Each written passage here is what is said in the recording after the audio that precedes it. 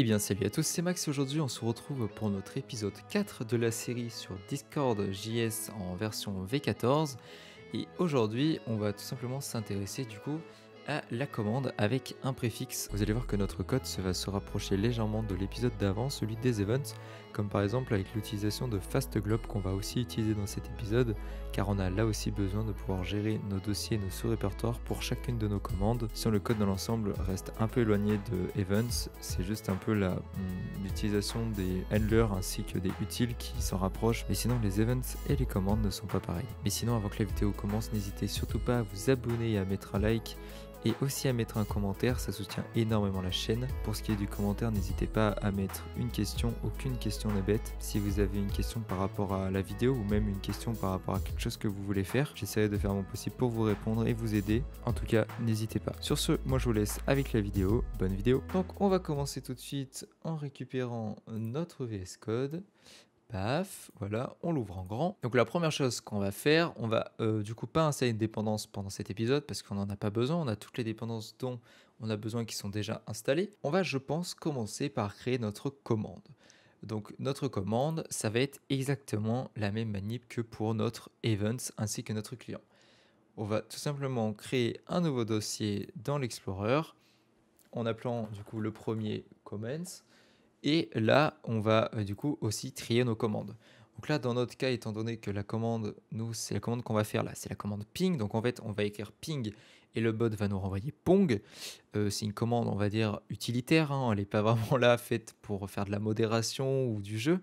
Donc nous, du coup, je vais créer un dossier utility, tout simplement. Donc vous, plus tard, imaginons que vous voulez structurer votre code et créer des dossiers comme par exemple si vous faites un bot de modération ainsi que des jeux, vous créez un dossier modération ainsi qu'un dossier jeu tout simplement.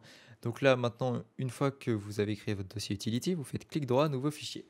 Et donc on va l'appeler ping.js. Donc qu'est-ce qu'on va avoir dans notre ping.js? Donc je ne vais pas faire un copier-coller de ready parce que c'est la même chose sans être la même chose en fait. Donc on va écrire ça à la main. Donc pour ce faire, on va faire un module export. Ça, c'est la même chose, ça n'a pas changé. Dans les accolades, on va aussi mettre un nom, donc name, et du coup, nous, notre commande s'appelle ping. Donc je commence par là pour que vous compreniez la structure de base d'une commande, mais vous inquiétez pas, après on va y retourner parce que de toute manière, après on va partir sur le commande utile et ensuite du coup, on reviendra sur le ping pour vous expliquer, enfin on fera le chevauchement entre les deux fichiers pour que vous compreniez. Donc, une fois qu'on a écrit le nom, on va tout simplement devoir écrire à la place de execute. Cette fois, nous allons utiliser run et non execute.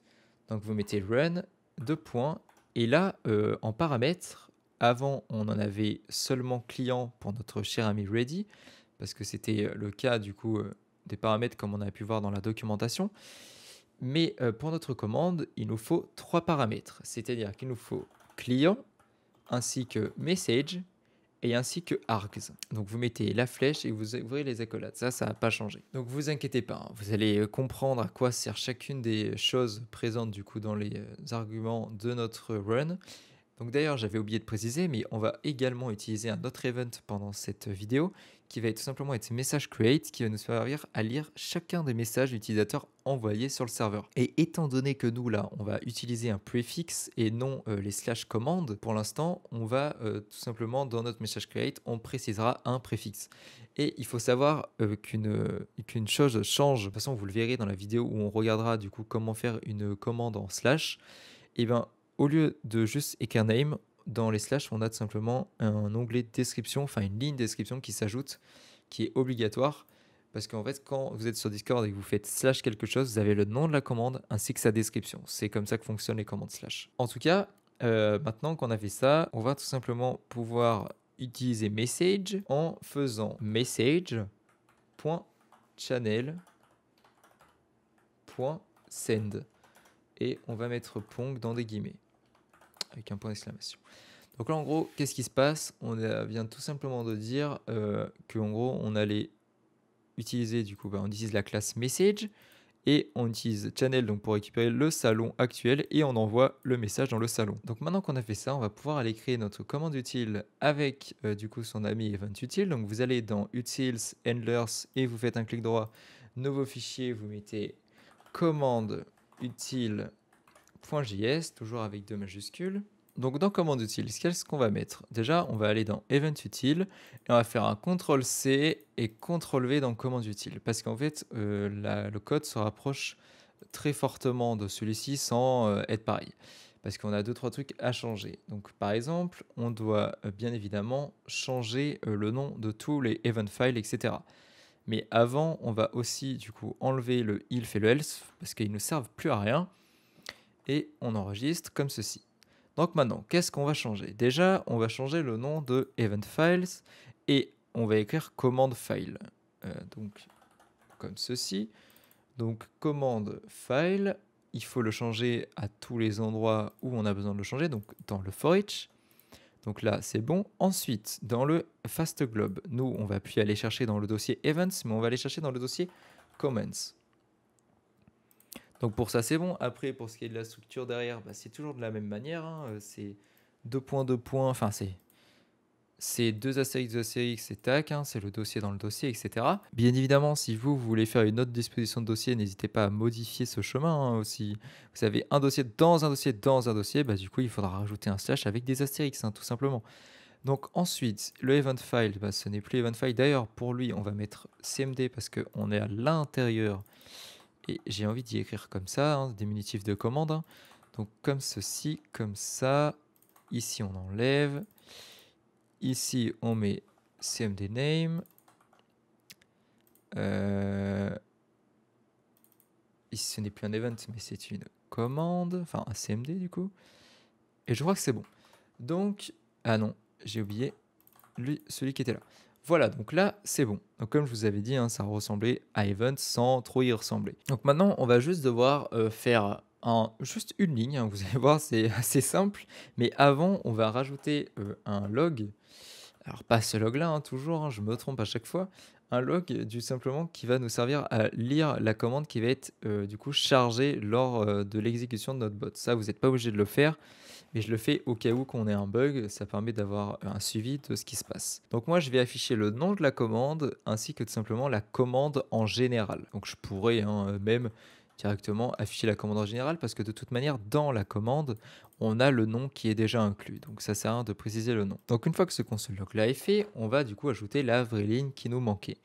Donc cette ligne, c'est tout simplement une ligne qui va nous servir à insérer notre commande dans une collection.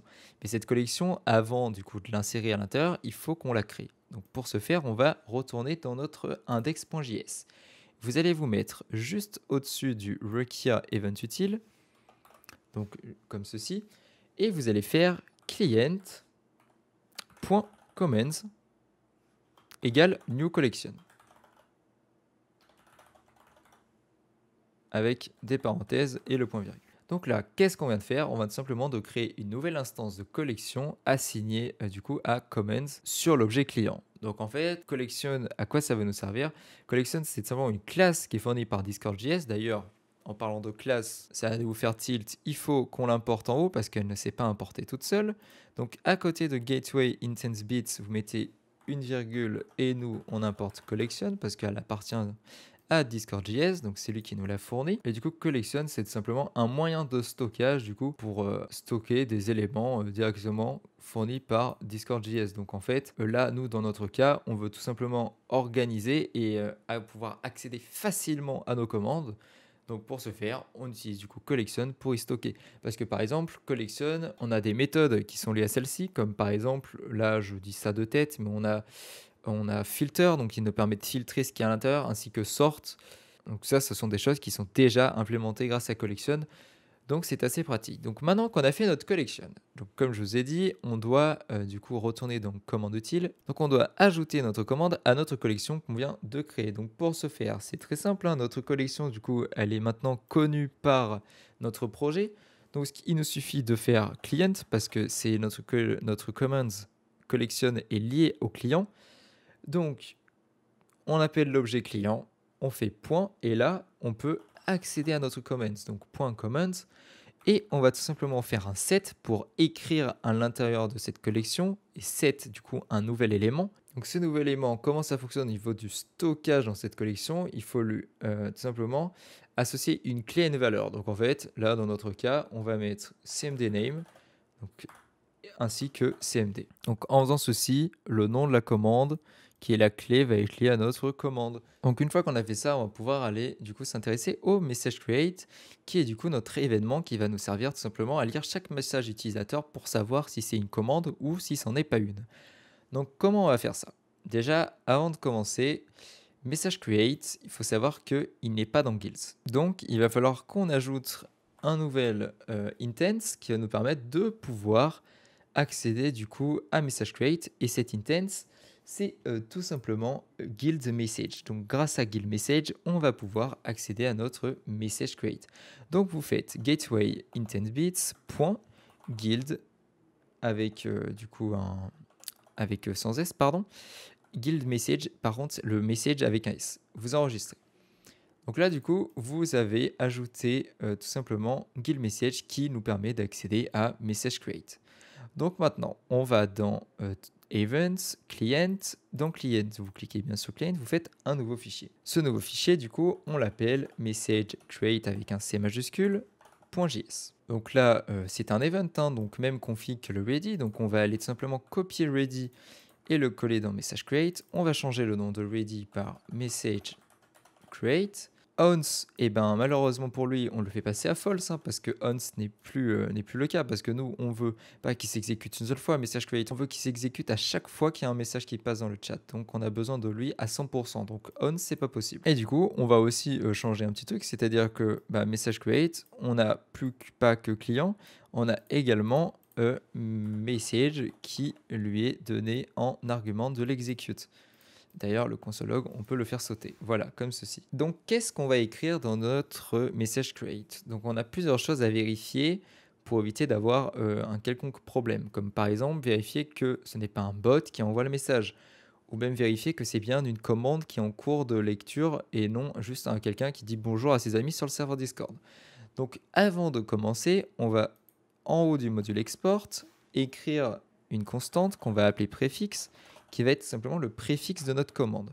Donc là, dans mon cas, je vais mettre $. Donc en gros, à chaque fois, pour écrire une commande, on devra indiquer le $ devant notre commande. Donc, vous retournez dans les accolades. Donc comme je vous ai dit, on a besoin de vérifier quelque chose. On a besoin de vérifier quelques trucs, comme vérifier que le message ne vient pas de notre bot, ou même d'un autre bot. Donc pour ce faire, vous allez faire un if, et on va l'écrire sur une seule ligne pour nous éviter de faire un else parce que là on va pas faire des if dans des else, ça sert strictement à rien. On écrit if message author bot. Donc en faisant ça, on regarde si l'auteur du coup du message est le bot. Si c'est le cas, on return, on n'essaye même pas de faire la suite de notre execute. Ça sert à rien parce que c'est un bot. Une fois qu'on a fait ça, on va tout simplement faire un autre if qui va tout simplement vérifier que notre message commence par le préfixe qu'on a mis juste en haut. Donc pour ce faire, vous écrivez if, vous mettez message.content.start with parenthèse préfixe. À la fin, vous mettez return. Donc là, vous devez vous dire qu'il y a un problème. Parce qu'en fait, si on lit correctement le if, ça veut dire que si le message commence par le préfixe, on retourne. Nous, c'est pas ce qu'on veut. On veut que si le message commence pas par le préfixe. Et du coup, tout simplement, vous allez tout devant la condition, donc dans la parenthèse toujours, vous mettez devant et vous mettez un point d'exclamation. Donc là, en mettant le point d'exclamation, on inverse. Du coup, c'est si ça commence pas par le préfixe, on return. Donc une fois qu'on a fait ça, on retourne en dessous. Et là, on va écrire une ligne de code qui va tout simplement nous permettre de retirer les informations qu'on a besoin. Donc en fait, quand vous allez écrire votre commande, donc $ping, nous, ce qu'on veut récupérer, c'est ping, comme ceci, d'accord? On ne veut pas récupérer $ping. On veut vraiment juste récupérer ping, parce que nous, ce qu'on a besoin, c'est le nom. Donc en fait, ce sont les arguments. Imaginons que plus tard, voici une commande qui s'appelle $kick avec le nom du user. Ok? Avec un temps, par exemple, 15 minutes. Donc d'ailleurs, si c'est 15 minutes, on va appeler ça ban. Du coup, vous faites cette commande. J'imagine que ce que vous voulez récupérer, c'est pas tout, c'est juste ça. Et bien pour récupérer seulement ça et récupérer chaque argument, on a besoin de faire cette ligne de code qu'on va faire juste en dessous. Donc, on va commencer direct. Donc, on fait une constante qu'on va appeler args, donc elle va contenir tous nos arguments dont on a besoin. Et on va faire message.content.slice. Donc, on va couper. Couper par rapport à quoi? Couper par prefix.length. Donc, length bien écrit comme ceci, ne faites pas d'erreur, sinon ça risque de ne pas fonctionner.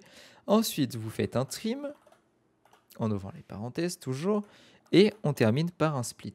Le split dans lequel on va mettre comme séparateur, vous mettez bien slash espace plus slash g. Donc cette ligne du coup va nous permettre de nous tirer seulement les arguments dont on a besoin. Et ensuite on va en dessous récupérer le nom de notre commande. Donc pour ce faire c'est très simple. Vous recréez une constante qu'on va appeler cmdName, on va mettre égal et on va mettre du coup args, donc la constante qu'on a créée juste au-dessus.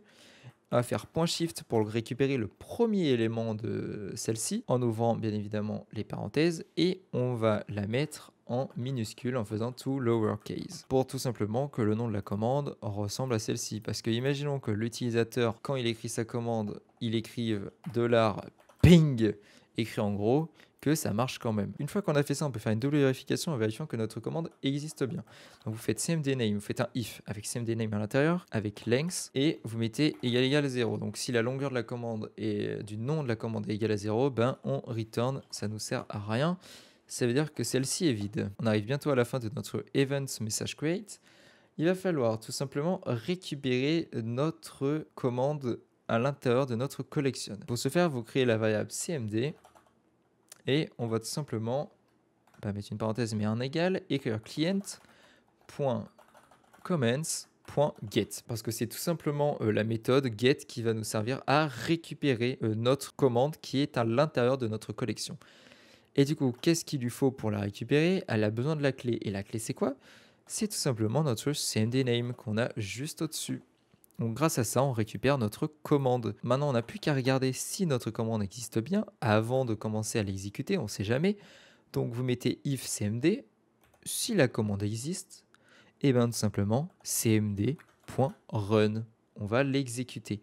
Et là, qu'est-ce qu'on donne du coup en argument de celui-ci? On va tout simplement lui donner client, ainsi que message, ainsi que args. Et là, du coup, vous venez un peu plus de comprendre la structure de ping. En gros, ces trois trucs, du coup. Donc, message, vous aviez déjà compris à peu près ce que c'était. Je vous l'avais expliqué. Vous pouvez faire tout ce qui est lié à message, vous pouvez le faire, du coup. Et du coup, args, que tout à l'heure, on n'avait pas trop expliqué, c'est tout simplement l'explication que je vous ai donnée avec par exemple le nom d'utilisateur, le nom de la commande, etc. Et du coup, en ayant fait ça, ça nous permet là d'avoir un code où dès que du coup notre commande va être reconnue, on l'exécute de suite. Donc là, dans notre cas, quand on va écrire $ping, ça nous renverra Pong. Mais là, juste avant, on a 2-3 trucs à aller modifier dans index et ça sera terminé pour cet épisode. Donc vous retournez dans index et ici, il faut qu'on importe notre cher ami commande utile. Mais pour ce faire, on va faire un truc qui va nous simplifier la vie au long terme parce que j'imagine qu'on aura d'autres utiles, on aura d'autres handlers, ça peut vous arriver d'en avoir d'autres. Donc pour ce faire, on va tout simplement faire un for each qui va lire chacun de nos utiles au lieu de tous les mettre l'un en dessous de l'autre. D'ailleurs, vous pouvez utiliser plusieurs méthodes. Si vous avez envie de faire un for each, vous pouvez. Moi, j'avoue que là, pour celui-ci, je vais partir sur un for off parce que comme ça, je vais en haut tout simplement. Au-dessus de... non, je vais mettre en dessous de la collection. Je vais créer tout simplement une constante que je vais appeler handlers. Qui va être égale à un tableau du coup de toutes mes handlers. Donc là, dans mon cas, du coup, on a even utile qui est juste en dessous. Je vais me presser de le copier. Ensuite, virgule. Si j'oublie les guillemets, ça ne risque pas de marcher. Commande utile. Donc là, du coup, on a nos deux handlers qui sont stockés dans le tableau, dans notre constante handler, du coup. Et donc, on va pouvoir juste en dessous faire un for, ouvrir les parenthèses. Donc pour ce qui est du for off, ça s'écrit comme ceci. Vous mettez for, vous faites const, vous écrivez du coup handler of handlers. Parce que nous, du coup, c'est par rapport à lui. Après, si vous mettez le nom ici que vous avez mis ici, bien évidemment. Et on ouvre les accolades. Vous auriez pu aussi utiliser un for each directement en collant du coup ce tableau directement au for each. Mais comme ça, moi, ça me permet directement de gérer. Je trouve ça un peu plus propre de faire ça. Après, c'est chacun ses goûts, hein, j'ai envie de dire. Mais vous pouvez utiliser un for each si vous avez envie. En tout cas, du coup, juste en dessous, maintenant, on utilise, on va prendre ça, hein, regardez, comme ceci. Lui, on l'enlève. Vous pouvez enlever du coup le break here juste en dessous, vous le copiez et vous le mettez dans votre for ou votre for each. Juste, on change les guillemets par des esperluettes. Et à la place du event utile qui est juste là, vous l'enlevez et vous mettez $accolade et vous mettez handler. Comme ça, bien évidemment, ça va faire ça pour chacun de nos fichiers, ça va les importer. C'est parfait.